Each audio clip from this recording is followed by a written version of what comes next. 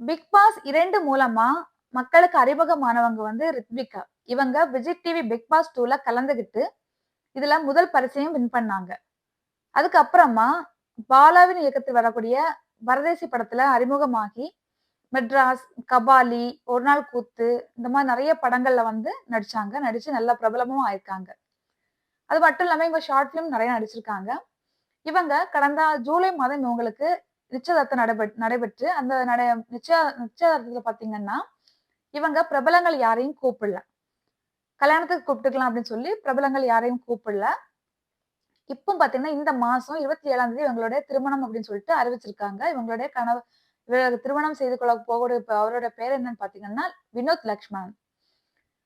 பிரபலங்களுக்கெல்லாம் invitation வச்சுட்டு இருந்திருக்காங்க. வச்சுட்டு இருக்கவே திடீர்னு சொல்லி, திருமணம் வந்து தற்போதைக்கு வந்து நிறுத்தி வைக்கப்பட்டுள்ளது அப்படிங்கிற மாதிரி சொல்லியிருக்காங்க. குடுத்த பிரபலங்களுக்கு வந்து இன்ஃபார்ம் பண்ணியிருக்காங்க. இது வந்து ரித்விகாவுடைய ரசிகர்கள் நெறைய பேருக்கு வந்து அதிர்ச்சி ஏற்படுத்தியிருக்கு. எதனால என்னன்னு சொல்லல அவங்க. என்ன சொல்லியிருக்காங்க அப்டின்னா, குடும்ப சூழ்நிலை காரணமா, எதிர்பாராத சில விஷயங்கள் காரணமாக வந்து தற்சமயம் திருமணம் வந்து நிறுத்தி வைக்கப்பட்டிருக்கு அப்டின்ட்டு சொல்லியிருக்காங்க. இது அது மட்டும் இல்லாம இவங்களோட திருமணம் வந்து காதல் திருமணம் கிடையாது.